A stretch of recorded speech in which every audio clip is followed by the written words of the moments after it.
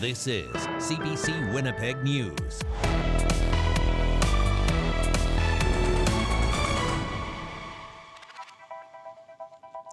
Good evening, thanks for joining us. It was a terrifying escape for a construction crew as an out-of-control wildfire closed in around them. The Manitoba-based team found shelter in a shipping container before narrowly avoiding a disaster. They say they're lucky to be alive. CBC's Gavin Axelrod has more from the team who was trapped by flames.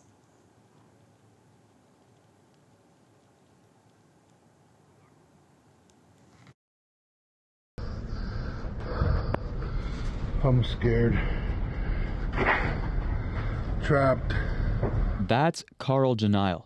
He and a crew of construction workers in remote northwestern Ontario are huddling in a shipping container with nowhere else to go and a wildfire raging around them. Didn't think I was gonna make it, but I just accepted it, man, and started helping out the guys and calming them down. A couple of guys, and then the lady asked me if she's gonna be okay. I said, you'll be okay. The workers went out to build a fire break Saturday to keep a massive wildfire threatening Sandy Lake First Nation at bay. It closed in fast. It bothers me when I think about we're in a fire, man. All the smoke and flames all around us. Rescue attempts by air were unsuccessful for hours. Finally, trucks got through as the fire settled. The crew followed them back to the nearby First Nation, where they were then flown to safety in Manitoba. Thank God that they got out alive. It looked so scary. The majority of the crew was from Manitoba. Sigvasin Northern says 14 members work for them. 4 others are from other companies. They hailed the workers for their professionalism, courage, and calm response, and are offering supports. Fire, all the trees, they're all caught on fire. It was in there, and I almost got caught through myself. But still, too close of a call for those who were there. Fire came up and death literally right around us. The cats of our sea cans on fire. Well, actually, I thought we were going to perish, actually. Meanwhile, Janile says he's happy things didn't end up worse. His daughter, Anika, happy to have him home. So relieved and happy to see us safe, because, I honestly thought, I was never going to see him again. A relief everyone involved in the incident is surely feeling after a happy ending to a terrifying situation. Gavin Axelrod, CBC News, Winnipeg. Now, as thousands flee the fires, hundreds of others go towards them. They're the unsung heroes helping fight and protect these communities in their time of need. Men and women working on the front lines, trying to get the wildfires under control while protecting critical infrastructure. CBC's Caroline Bargout has some of their stories. Bridge is good, man. Keep moving. Forward. For days, Clifford Nabes and 7 of his colleagues at the Keewatin Railway Company have been heading into the heat of the wildfires burning around Sheridan and Puckatawagan. Their job is to refuel the water pumps that are keeping flames from reaching 16 train bridges, essential for transporting goods and people to those remote communities. Majority of the time, you got to get through it. You can feel the heat right through the side of the windows.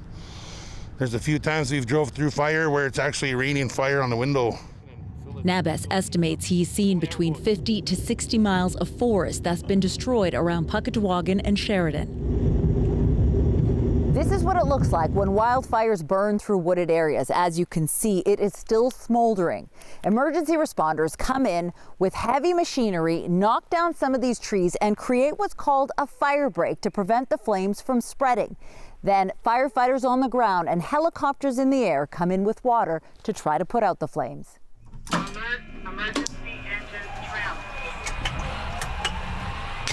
After spending 22 years in the United States Marines, Rob Brunken decided to get his pilot's license. Now he flies for Columbia Helicopters in Aurora, Oregon. When the American company heard Manitoba needed air support to fight growing wildfires, they assembled a crew, loaded up 2 choppers, and came to help. We kind of showed up, kicked all our gear out, and have just been trying to help wherever we can. Brunken says you can't put out wildfires with a helicopter and a water bucket, but they provide critical air support for firefighters on the ground. There's usually what's called an air attack. It's an aircraft that circles overhead that can see the whole fire, and they can see us, they can see all the air assets and the ground assets. So really they're coordinating kind of, the coach of the whole thing. They're coordinating between the ground crews and the helicopter crews, or even the aircraft, how to get the fire to burn itself out. That's really what we're trying to do. Gary Lejam and his team use bulldozers to break up the tree line to prevent fires from spreading. He says most of the time it works. You'll make just like a road allowance, and then when the fire gets there, it's got to kind of stop. It's got no fuel. The only time the fire goes over that is if there's big, heavy winds, and sometimes it'll fly over top. These are just 3 of the emergency responders on the front lines of the Manitoba wildfire fight, doing the best they can to save people and property. This wind keeps gusting. Now, they just need the weather to cooperate. Caroline Bargood, CBC News, The Pas. Meantime, the province is now pleading with people to reconsider non-essential travel around Manitoba. The government says it's working to free up hotel rooms for evacuees. And even with cooler weather and some rain, officials expect they'll need more space as wildfire season continues. CBC's Rosanna Hempel has the latest on the firefight. A bit of rain for Flin Flon. The city's latest update Monday says the humidity and low winds are helping fight Manitoba's largest wildfire. The province says it's now more than 307,000 hectares in size. There has been a little bit of rain in Flin Flon, but it was really only 2 to 4 millimeters, which is not enough to control that fire. Nearby Cranberry Portage got up to 10 millimeters of rain, and further northeast, Sheridan got nearly 15. Sheridan is looking quite good now in terms of control of the fire line, but of course we're talking about an extremely large fire, so lots of areas still that are of concern. Across Manitoba, 9 other out-of-control wildfires continue to rage. About 21,000 people forced from their homes have registered with the Canadian Red Cross. More evacuations aren't expected right now, but the province says the need for hotel rooms may continue to rise. We are urging Manitobans and Canadians to reconsider non-essential travel and event plans within Manitoba. Minister Lisa Naylor says that includes conventions and family gatherings in the coming weeks. Manitobans want to help. People have been asking us all the time, how can we help? So this goes beyond a donation to the Red Cross or dropping off some clothes. It says I can help by not taking up a hotel room right now when we need it. Some areas in the province have received more than 20 millimeters of rain in the last 2 days. Still, the province urges caution. It doesn't mean that the fire danger, will radically change. The rain really will touch the top layer of vegetation, and then as soon as any wind or heat comes, it evaporates. So underneath, there is still a lot of dry material with potential for ignition. Conservation officers have issued 28 warnings and laid 74 charges since May. That could include fire and travel restrictions. Even more American firefighters arrived Monday. They joined the 300 American and Canadian firefighters from outside the province already here. Rosanna Hempel, CBC News, Winnipeg. Time now to bring in Riley Lachak. And Riley, it was a wet weekend here in Winnipeg, but still people around the province looking for a good soaking to help with those fires. Yeah, and I do have a little bit more rain in the forecast, particularly for northern Manitoba, Brittany. I did want to touch on that weekend rainfall, just some of the numbers and how widely spread out they were. So you heard Rosanna talking about Flin Flon, 2 millimeters, just a little bit to the northeast, Sheridan at 15 millimeters. And take a look at this in Winnipeg, anywhere from 7 to 37 millimeters. Yes, we did see some thunderstorms rolling through, and that's what helped enhance some of those rainfall totals across even parts of the city of Winnipeg throughout the weekend. Talking potential for the next 5 days, I look at this as more of a maximum or a best case scenario in this context as we get through the week here. This particular forecast model indicating the potential for up to 25 to 50 millimeters. I think that's a little bit unrealistic. Nonetheless, though, we are looking at some rain moving into parts of northern Manitoba. Flin Flon in particular, the other thing that you'll notice is cooler temperatures throughout the week. Winds, Brittany, also lighten up, but we are looking at least a couple of days here where we're looking at some rain. I'll have more on that when I come back. All right, thanks, Riley. You're welcome. Manitoba is being promised a new state-of-the-art headquarters for cancer care, and construction is set to get underway next year. The facility will be located on the Bannatyne Health Campus at Winnipeg's Health Sciences Centre. Plans for a new headquarters for cancer care were originally announced in 2015. Then they were cancelled by the former PC government. The former CEO says it's been desperately needed for decades. It'll be a boon, as you've heard, for recruitment and retention, and we need the highly sought after staff and specialists. The Premier says $11.5 million has been set aside this year for design work. The project is expected to take 4 years and could cost up to $1 billion. An environmental activist has been ordered to pay thousands of dollars to a private developer. It puts an end to a months-long legal saga tied to the Lemay Forest. CBC's Josh Crabb reports. Protester and community activist Louise May has been ordered by Manitoba Court of King's Bench Justice Sarah Innes to pay a private developer $15,000. It all stems from the controversy over the Lemay Forest in South Winnipeg. May, a 59-year-old environmental activist who runs a hobby farm, was previously found to be in civil contempt of court for blocking the developer's access to the site back in January. That violated a court injunction obtained by the developer and plaintiff in this case, Tochel Development Group, to keep protesters away so they could get on the land to remove trees. The developer had been trying to build an assisted living facility on the St. Norbert site. May and other protesters were trying to stop the cutting. Innes told court the developer's actions escalated tensions, such as making statements about cutting trees that Innes called provocative. Still, Justice Innes upheld her contempt finding and ruled May did the wrong thing for an important public purpose. The justice told the court orders must be taken seriously in a civilized society if the rule of law is to be maintained. Outside court, May said she thinks the judge's decision sends the wrong message. It's a terrible price to pay for community involvement and standing up for what's right. I think it was a mistake of the judge to make that pronouncement today, and I think it sends a bad message to the community. I really want to encourage people to stand up for what's right. May has been given a year to pay the developer, but she says it's going to be difficult to get them the money in time because finances are tight on the farm. The forest, in the meantime, has been expropriated by the provincial government, which plans to turn it into a provincial park. Josh Crabb, CBC News, Winnipeg.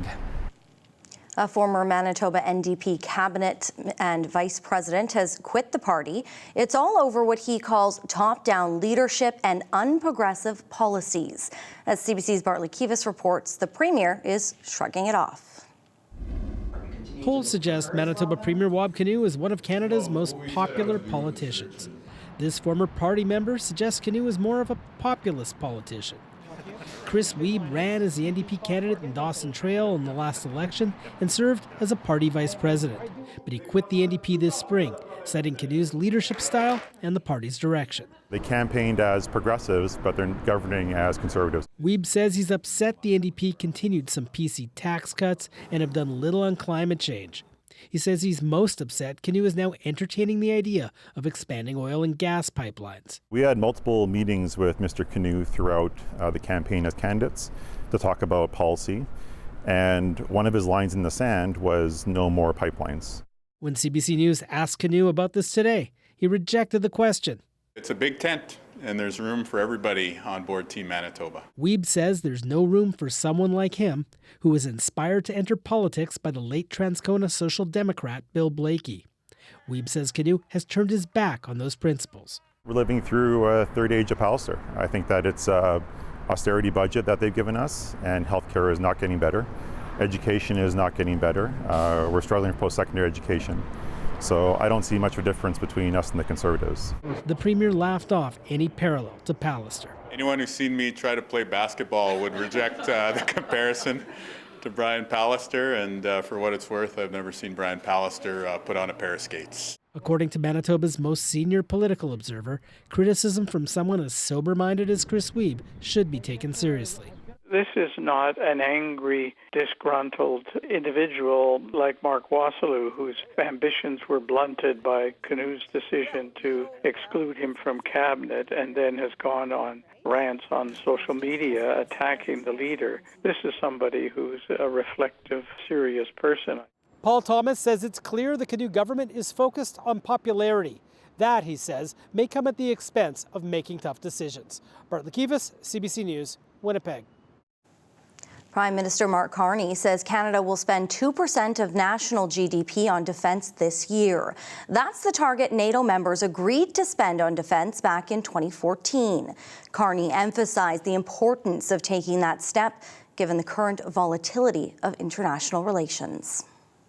Threats from a more dangerous and divided world are unraveling the rules-based international order. An order that was fused by the settlements at the end of the Second World War and the end of the Cold War, an order on which Canada has relied for longer than many of our lifetimes. And while the consequences of these developments are profound, we have agency. We have agency in determining what comes next. Canada currently spends about 1.4% of its GDP. During the recent federal election campaign, Carney agreed to meet the 2% number by 2030, but he's come under pressure from allies to meet Canada's military spending target sooner.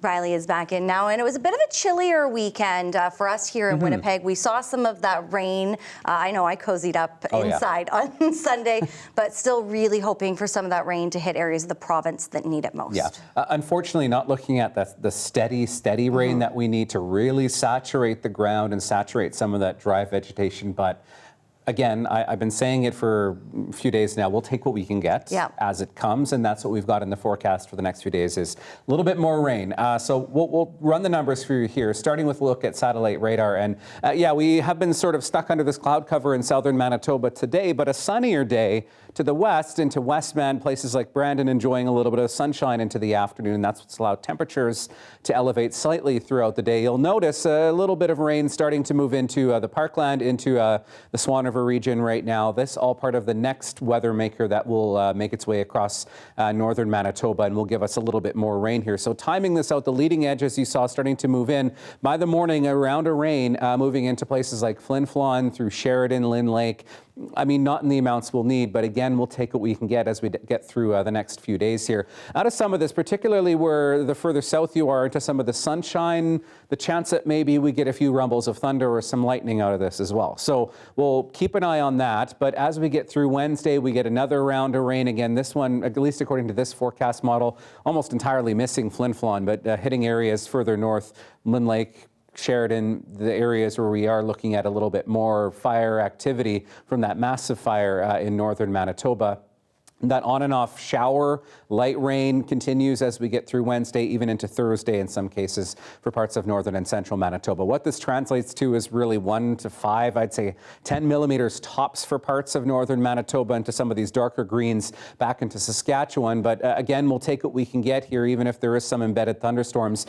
What you'll notice, though, is a drop in winds as we get through the next 24 hours here. So a bit breezy in Winnipeg. We'll start a bit windy tomorrow once again. But into northern Manitoba, you'll notice these winds have gone from last week looking at winds gusting up to 50 kilometers an hour down to sustained winds at 5 in the Pas, even gusting up to about 30. So a significant drop in winds. I mean, still breezy at times. That will help firefighters get a handle on that fire perimeter as we get through the next couple of days. Maybe a little bit breezy in the south, though, as we get through the next couple of days here. That change around to a more northwesterly flow as we get through the next couple of days has the potential to increase haze and smoke activity once again in the south. So I think the hazier day for us in southern Manitoba likely to be Wednesday once again, looking at that air quality health index up around probably a 5 or 6 once again. So keep that in mind as we get toward the middle of the week. Temperatures very seasonal, 24 for tomorrow, 21 Brittany into Wednesday, and temperatures staying at seasonal as we get to the weekend. Thank you, Riley. You're welcome.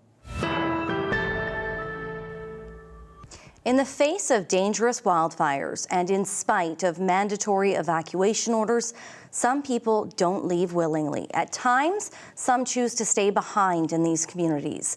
It's a situation we're seeing play out in real time this season. And as CBC's Caitlin Gowerluck explains, experts say it can be difficult and traumatic experiences for some people to navigate. Planes and trains of people forced out of their homes by wildfire. But there are always those who want to stay behind. That was the case in Pimachikamak, Cree Nation. Chief David Monius says some didn't think the fire near the community was that big. One person was an old man that wanted to stay because he thought he could not survive out there. And then there's another family who had little kids thinking that they'll just stay here and maybe drive out later on. The province is asking people to follow evacuation orders, and they don't want evacuees coming back too early because it's dangerous. If someone refuses to follow a mandatory evacuation order, authorities can force people out. But experts say understanding the reasons why people don't leave is a better approach. Those decisions go beyond mere recklessness or decisions not to obey orders. Emergency management experts say sometimes past traumatic evacuations can make people hesitant to leave again. Other times, people may not want to leave their pets or homes unprotected. We're always going to be in a bad position if we force people to do something. We need their assistance because in a disaster, we have limited resources. Back in Pimachikamak Cree Nation, Chief Monius says it turned out some were worried about leaving their homes for a bigger city. Everybody wants to stay home, and I understand that. So it took a while for people to catch on this is real and then it could danger their lives. Officials say about 21,000 Manitoba evacuees are now registered with Red Cross, and 27 communities remain evacuated. Caitlin Gowerluck, CBC News, Winnipeg. Retail crime and safety is top of mind for some West End businesses in Winnipeg. Today, the mayor and some members of council walked through the area to speak with business owners about their concerns around crime. And as CBC's Mike Arsenault shows you, the city wants to create what it's calling a blanket of security. Yeah, we really want to hear from them. He and others have put together. Mayor Scott Gillingham went for a stroll through Winnipeg's West End Monday. He's visiting businesses and community members to talk about the city's Safe Winnipeg initiative. The Safe Winnipeg initiative will take all these agencies, the police, the Downtown Community Safety Partnership and others, and they'll coordinate their work so that there's a good coverage. I've called it a blanket of safety in the downtown and the West End. Cobra Collectibles on Sargent Avenue is one of the stops. Owner Michael Paye has done his own work to increase safety in the area. Last month, he organized a retail crime prevention conference for local businesses. He told the mayor he wants to see more police officers on the ground. It's something we need because I've noticed since we've had police walking the streets, the crime drops. Flowers in Bloom on Ellis Avenue was another stop for Gillingham. Owner Angela Highland says she has 3 cameras surveilling her business, although she's never had any major issues. In the 10 years, I've never been robbed because how much money can you get from my flowers, right? So I've been lucky, but still at the same time, security is still a factor. West End Biz was guiding the mayor's walking tour. Executive Director Joe Cornelson says street patrols are top of mind for the community, as well as dealing with derelict buildings. Having a strong policy that's compassionate and ensures that people are getting their housing and ensures that the housing that they're moving into is safe and that the building is safe for everyone around is also important to us. They need it to be safe so that their employees, their customers, and their community members can have the confidence to come into their stores or their restaurants. Gillingham says the city already has 12 dedicated street patrol officers. 12 more will complete their training Friday, then be added to the rotation. Mike Arsenault, CBC News, Winnipeg. The River East Transcona School Division wants to be prepared in case of an opioid overdose. This year, all 7 of its high schools have been supplied with 2 naloxone kits. The division says it started as a pilot project last year after looking at overdose statistics. Well, an opioid poisoning hasn't happened in a school. They say the kits are a proactive measure. A handful of staff at each school are trained to use the nasal spray. All students and employees have been taught the signs to look for when someone needs it. The Louis Riel division will also have naloxone kits in high schools beginning this fall. There's been more concerning incidents at a downtown Winnipeg library. City data shows there were 498 safety issues between January and March at the Millennium Library. During the same time frame the year prior, there were 361. That's a nearly 40% increase. That's all in spite of the fact that fewer people went there. 8,000 fewer people visited.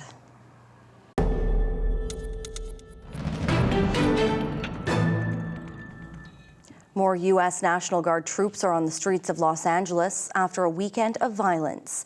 U.S. President Donald Trump authorized the deployment after protesters rioted to stop immigration arrests. California's governor wants to sue Trump because he says the state should have been consulted. Steve Futterman reports. After a night of confrontations, tear gas and pepper spray, police were very present and very visible. The violence of the last 3 days has shaken the city. Even officials have been shocked by the degree of violence. It's escalated now since the beginning of this incident. What we saw the first night was bad. What we've seen subsequent to that is getting increasingly worse and more violent. On Sunday night, for the first time, there was significant looting. The big fear is the possibility of new raids and detainments of undocumented immigrants. That would amp up already heightened tensions. We will not be silent!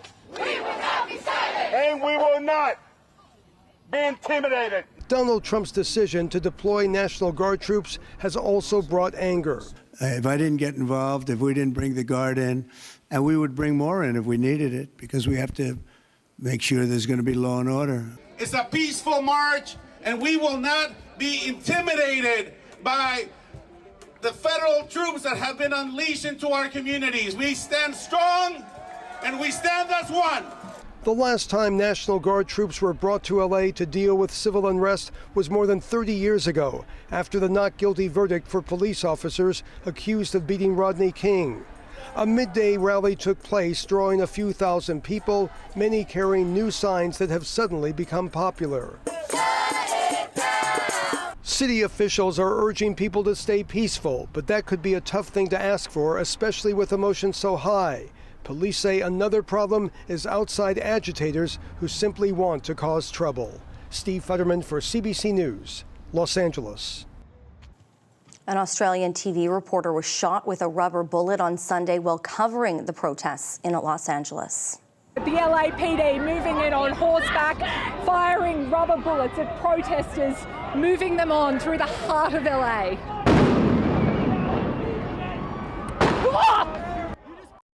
A police officer in riot gear is seen pointing and shooting at reporter Lauren Tomasi.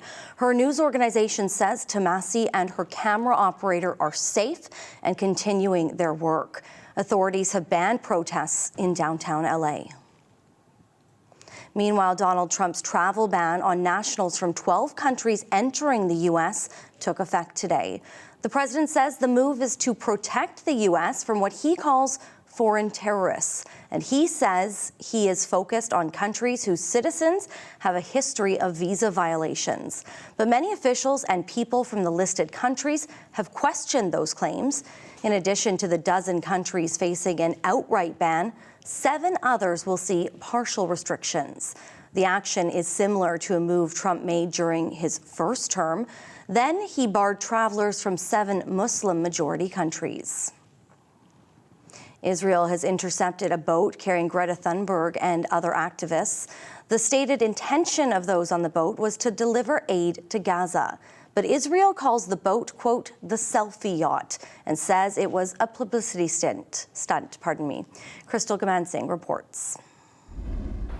The 12 activist crew members who were on board the Madeleine are expected to return to their home countries. Israeli government spokesperson David Mencer said Israel has no intention of detaining them for any period of time. Those with the Freedom Flotilla Coalition say they spent most of the day trying to figure out the whereabouts of the crew.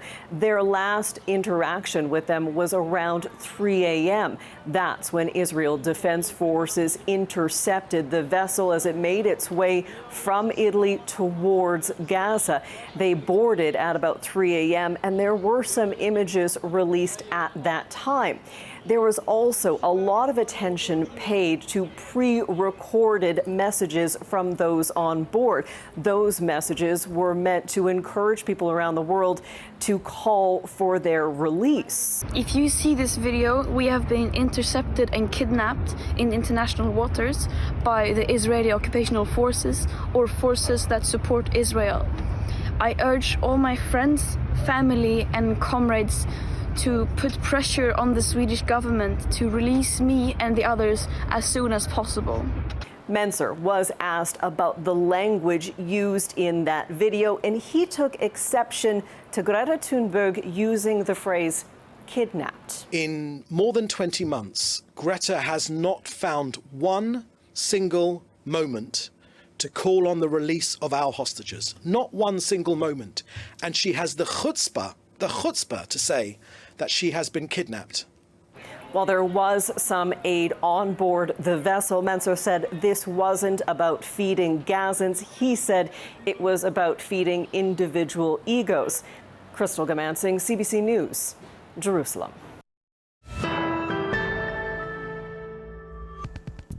It was a show of love, pride, and acceptance. More than 100 people marched through the streets of Carman this weekend as the town hosted its very first Pride Parade.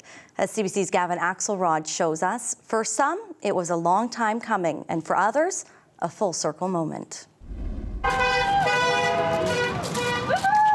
It was a day some in Carman have only ever dreamed of, like Pembina Valley Pride President Pauline Emerson Frabe. Thank you so much. She moved to the southern Manitoba town with her wife after U.S. President Donald Trump was elected for his first term in office.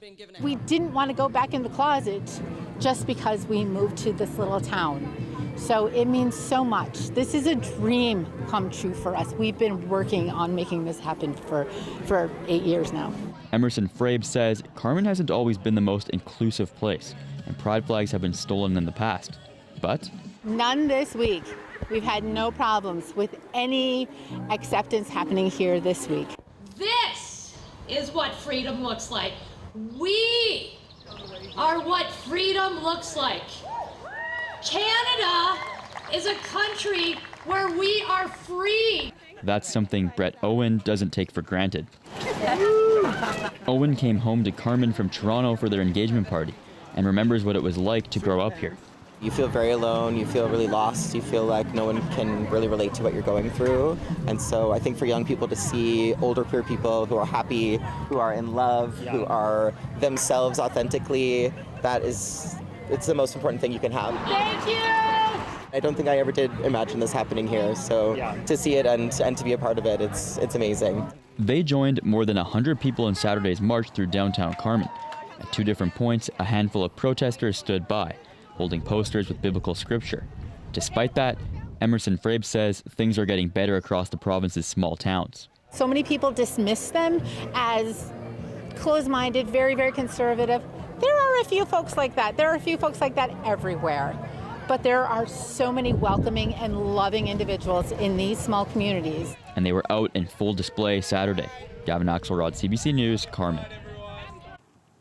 Canadians waiting on parcels may see a little more difficulty getting deliveries this week. The union representing workers at DHL Express Canada says the company locked them out on Sunday, prompting a strike in response just hours later. The latest action comes after contract negotiations broke down between the two parties. Unifor says the company wants to change the driver's pay system. It says that would hurt employees. The work stoppage will disrupt delivery service for about 50,000 customers across the country. All of this is on top of the parcel delivery slowdown tied to the Canada Post contract dispute.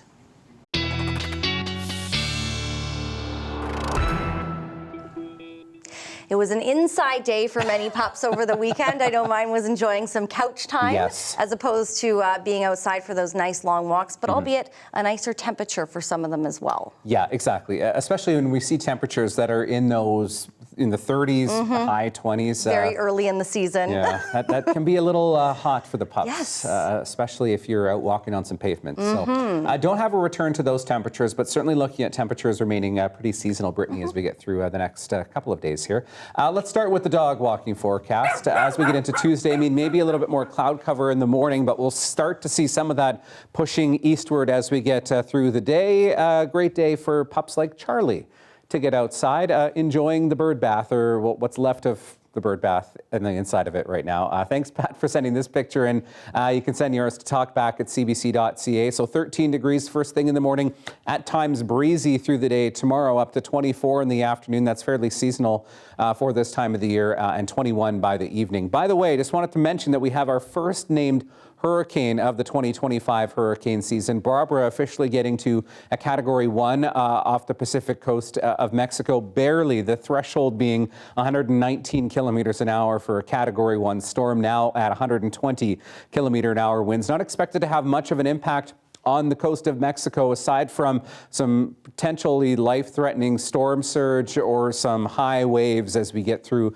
the next couple of days as this pushes itself back off into the Pacific, and as it enters some cooler water, downgrading down to a low-pressure system. So short-lived, but nonetheless worth mentioning. That's our first storm of the season off the coast of the Pacific, off of Mexico. Back here at home, still air quality warnings remaining in place for a good chunk of northern Manitoba and into eastern parts of the province from that fire in Nopaming Provincial Park and on the Ontario side of the border. Worth mentioning that I think as we get through into the next couple of days, you'll see these expanding a little bit further to the south once again as we see those northwesterly winds pushing a little bit more smoke down into parts of Manitoba, into the Interlake, certainly into the Red River Valley potentially as well. Temperatures right now, 14 degrees in Winnipeg, 18 in Brandon, where we have seen some sun, but look what's happening to the west of us here. Saskatoon, Regina, skirting on 30 degrees this afternoon. That's because we've seen a little bit more sun. There's a ridge of high pressure to the west that has really warmed things up west of us into the Prairie provinces. Under the cloud cover, we have enjoyed a little bit more in the way of cooler temperatures, and that's what we get overnight tonight. About 10 degrees across much of the south, really across much of the north, looking at around 10 degrees, 4 degrees in Thompson, 0 in Churchill overnight tonight. Here's that first round of rain as it pushes across the northwestern part of the province through Flin Flon, Lynn Lake toward Norway House, looking at 15 degrees in Flin Flon by the afternoon. Below seasonal, that's what we like as we get into the next couple of days here. And Brittany, temperatures in the 20s through southern Manitoba tomorrow. Thanks, Riley. You're welcome. Well, when wildfires began burning in our province, thousands in Manitoba were forced from their homes. Organizations and volunteers leapt into action to provide supplies and support. CBC's Jim Agapito visited volunteers at Linking Hope, who say it's all made possible through the kindness of the community. They call themselves Dealers for Hope. Linking Hope is a grassroots nonprofit that collects extra supplies from Winnipeggers to help those in need. And with the ongoing wildfire crisis in Manitoba, they've been extra busy. Hi, I'm Christy Pearson with Linking Hope. Do you want to come pack up some jeans? And we'll get those going to the evacuees. Right now, we're at the Linking Hope warehouse space. It's above 190 Disraeli, which is Nadina Waymak, our relative's place. I want jeans or those are squirts? Squirts. And this is where we get all of our donations, and we decommission, we sort, and we get it out to agencies and to community as fast as possible. Here we go. Perfect. We also have access to a lot of incredible donors, individuals and companies that we reached out to, and we've received a crazy amount of stuff that is immediately getting out to the various evacuee sites. Those might work as bathing suits, but you could take a look at them, and if you do think they will, we've got lots of those. We all have to imagine if we were in that spot ourselves that there's a lot of devastation, a lot of trauma. Hello. Hello. You need some help? I need pants. But people are incredibly grateful to get the things they need, but it'd be very traumatic right now. What are some of the items that the evacuees need? Well, there's some of the basic items: underwear, hygiene items, clothing, if you have lightly used clothing, especially casual clothing right now. Socks are a big one, but some of the things people don't think about would be items for children, so the children left without their toys. Some of the other high need items are things like polysporin, baby aspirin, formula, diapers, wipes, those kinds of items, because these folks left with nothing. My house will be, my front porch is covered. I'll wake up in the morning and open up the door and it's covered with bags and boxes of items that have been donated. We'll start loading that stuff into some cars. I am Amber Legal and I work with the YMCA WCA of Winnipeg. Oh, these would totally feel like they would work for a bathing suit. Yeah. Today I am here, we're getting some bathing suits because right now we are free entrance for anyone that's displaced from the wildfires. They can come into our buildings and we just want to have everything set up. So if they want to go swimming, we've got bathing suits for them. If the kids want to go in the play structure, we've got socks, and we're trying to just make sure there's no barriers to them getting to have fun and enjoy the facilities. So we've got nice stock of bathing suits. A lot of the folks that are mobilizing aren't necessarily folks that have a lot themselves. They're folks that maybe have been through tough times themselves, or maybe have an understanding of what it's like to be in dire need of something. And that's where the miracles are happening, when you're seeing some of the folks that have lived here maybe at Nijinawemak in a shelter, and they're the ones that are driving some of the items. You know, what fuels you to want to do something like this, especially at a time like this? Well, to be honest with you, I get more out of it than I give. Thank you so much. When you give back, the true feeling of happiness that you get from giving back is something that you'll never get from doing anything else. And it's really the people that you see behind me, they're my why, or the people that are downstairs in Nijinawemak in the space that are incredibly grateful when they get a pair of socks. Some sad news from the entertainment world today. A groundbreaking funk rock pioneer died. Sly Stone, who led the iconic Sly and the Family Stone group, was 82.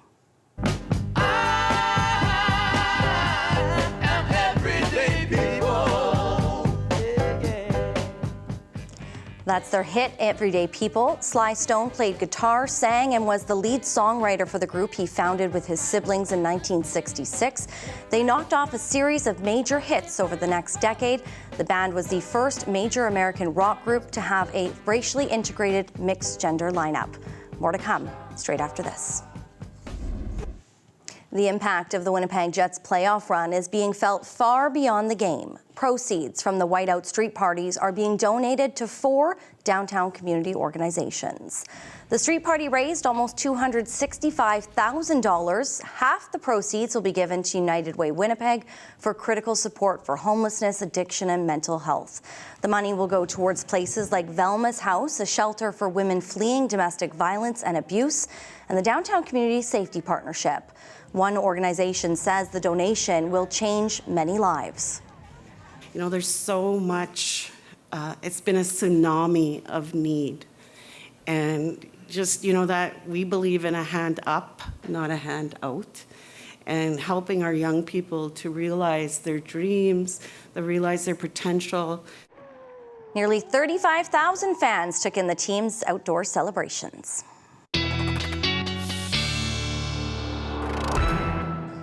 All right, something to look forward to in the night sky. Tuesday night into Wednesday, June's full moon called the Strawberry Moon. And with the orbit of the moon around the Earth, as I'm trying to get out here, it'll appear lower and dimmer than usual and will likely have more of a red hue to it. That peaking at 1:44 in the morning on Wednesday, so tomorrow night. Looking at 24 degrees in Winnipeg for your Tuesday into Wednesday. Temperatures remaining below seasonal for this time of the year. 23s for both Thursday and Friday. A little bit of a warm up for the weekend, and then we see our next best chance for some showers as we get into the day on Monday at 22 degrees. Well, picture a hot day that makes you crave an ice cream. I do like either cookies and cream or cookie dough, in case you're wondering. I'm a mint chocolate chef.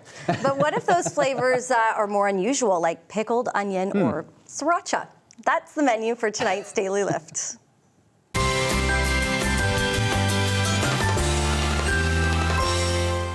Over the weekend, so.